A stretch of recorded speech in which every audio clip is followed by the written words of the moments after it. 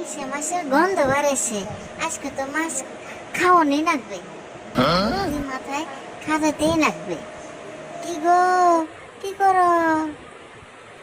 এই তো খাবার বাড়ছি।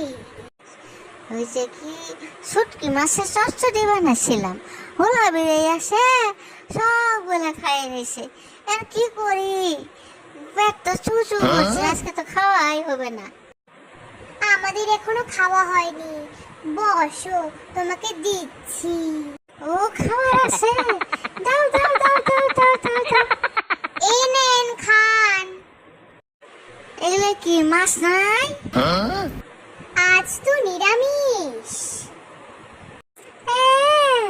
আগে জানলে তো অন্যভাবেই ঢুকতাম। Oh my god.